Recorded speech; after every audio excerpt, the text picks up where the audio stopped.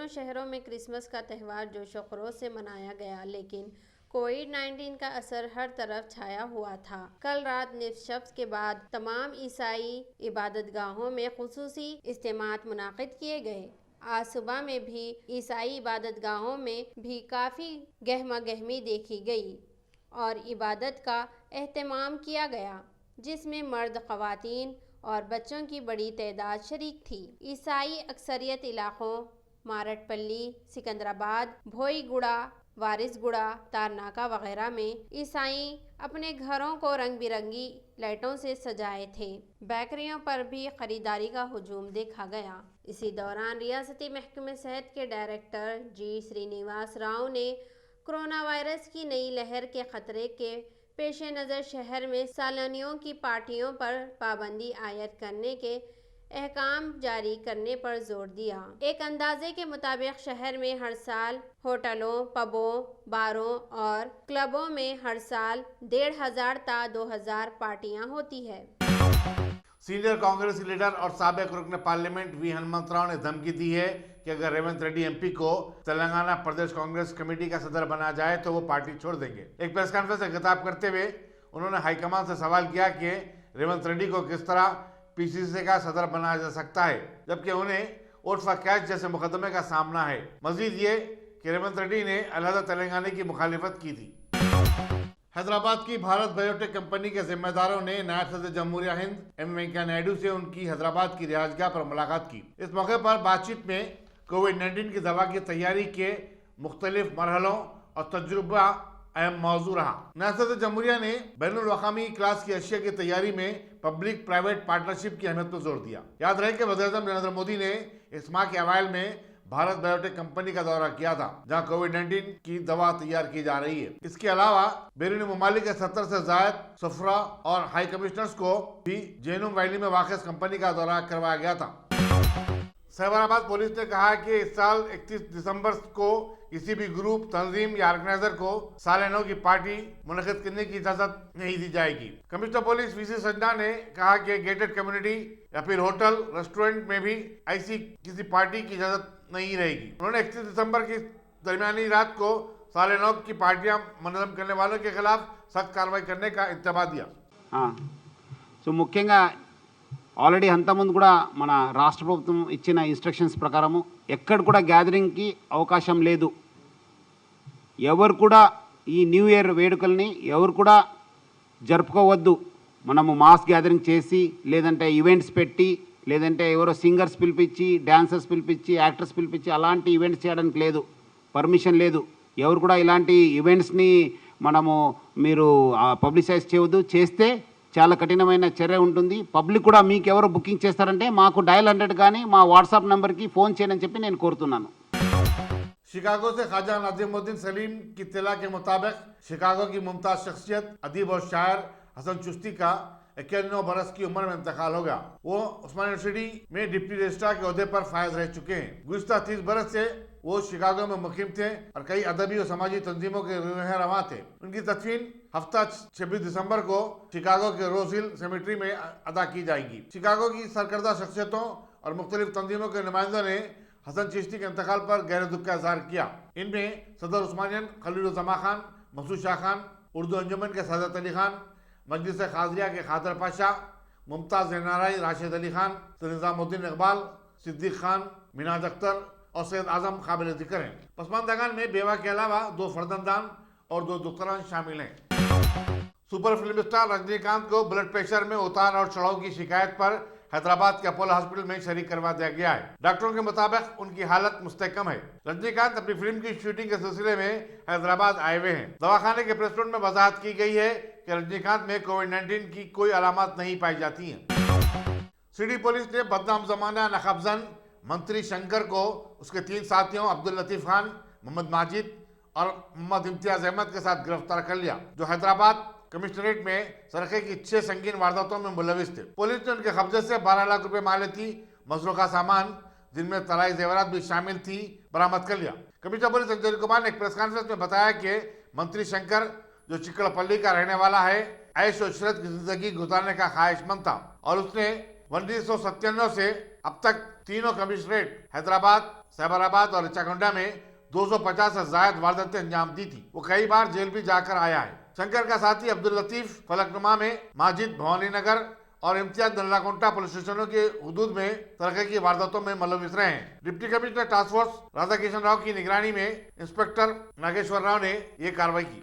Christmas to all my brothers and sisters of Hyderabad. Lord Jesus Christ का जो message है उसका बहुत ज़्यादा रेलिवेंस है हमारे सोसाइटी में। और आज के दिन वैकुंठ एकादशी पुराण में लिखा गया है कि भगवान विष्णु एक राक्षस को मारने के लिए एक नया वेपन बने। क्रिमिनल्स होते हैं, बैड एलिमेंट्स होते हैं, उनको कंट्रोल करने के लिए नया नया चीज़ बनाना पड़ता है।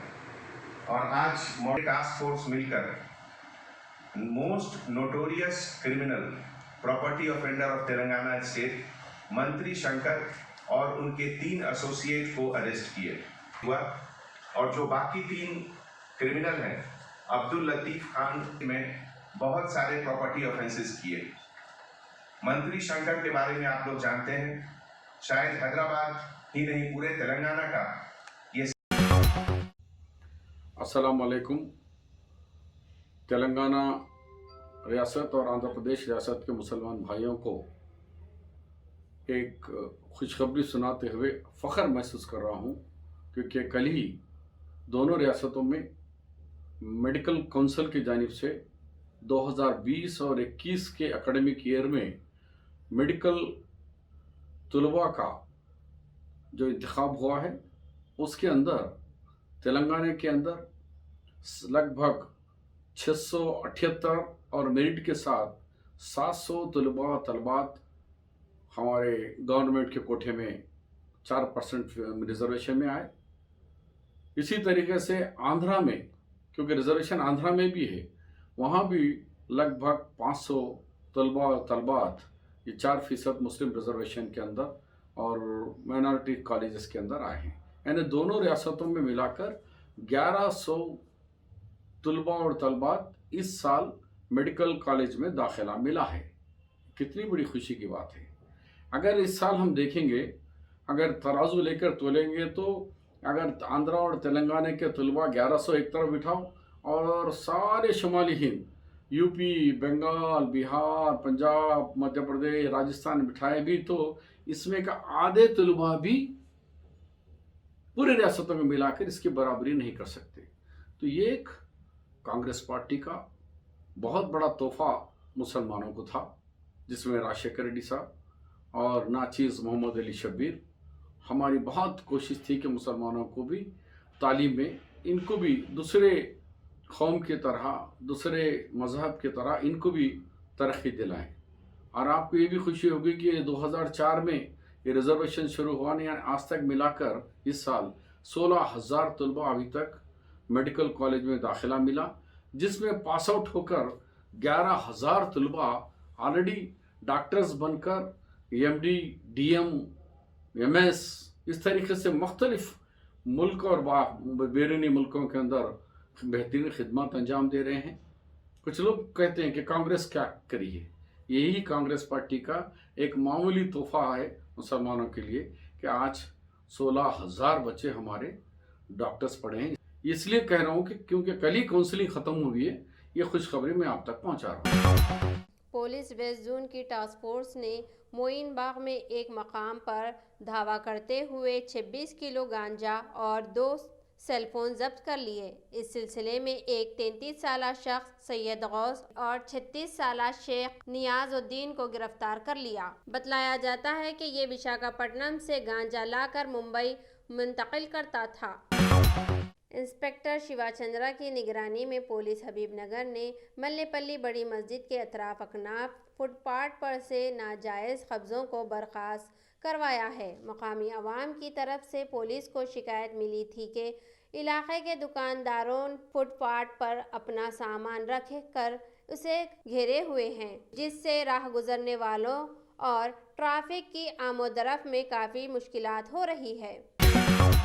पुलिस मंगलहाट ने एक बदनाम रॉडी शीटर 39 साल मोहम्मद अलीम को गिरफ्तार किया है और उसके कब्जे से एक खतरनाक हथियार बरामद किया। इंस्पेक्टर पुलिस रणवीर रेड्डी ने बतलाया है कि अलीम खान पेट में अख्तर पान शॉप के पास लोगों को डरारा और धमका रहा था। मुलजिम को, जिसके खिलाफ कई मुकदमात है, अदालत में पेश कर दिया गया। जिले रंगारेड्डी के शंकरपल्ली में 2 अफराद उस वक्त हलाक हो गए जब एक तेज रफ्तार लारी सड़क के किनारे खड़ी एक दूसरी लारी में घुस गई। महलूकीन की शिनाख्त महाराष्ट्र के 34 साला सिकंदर सिंह और 30 साला अली खान पठान की हैसियत से की गई।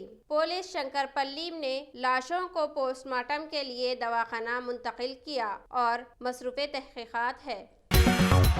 कोविड-19 के दौरान मरीजों की मदद करने और मास्क पहनने की अहमियत से वाकिफ करवाते हुए अवामी शऊर की बेदारी के लिए हैदराबाद के एक dental surgeon doctor Mohammad Minhajuddin Ahmed को टाइम्स ऑफ इंडिया ने अवार्ड दिया है। डॉक्टर मिन्हाजुद्दीन अहमद ने कोविड-19 के मरीजों के लिए दवाखानों में बेहतरीन फराहम किए और ऑक्सीजन सिलेंडर भी पहुंचाए। टाइम्स ऑफ इंडिया ने नुमाया खिदमत अंजाम देने वाले मुल्क भर से ऐसे 12 डॉक्टर्स का इंतखाब किया। इसमें डॉक्टर मोहम्मद मिन्हाजुद्दीन अहमद शामिल है। मेरा नाम डॉक्टर मोहम्मद मिन्हाजुद्दीन अहमद है। मैं एक पेशे से डेंटल सर्जन हूँ। अभी रिसेंटली मुझे टाइम्स ऑफ इंडिया की जानिब से मेरे कोविड पैंडेमिक के दौरान मैंने जो भी खिदमत अंजाम दिए हैं, इसको सराहते हुए टाइम्स ऑफ इंडिया ने मेरे एफ़र्ट्स को रिकग्नाइज़ करते हुए वो लोग अपनी जानिब से मुझे ये अवार्ड दिए हैं और एक अप्रिसिएशन सर्टिफिकेट दिए हैं।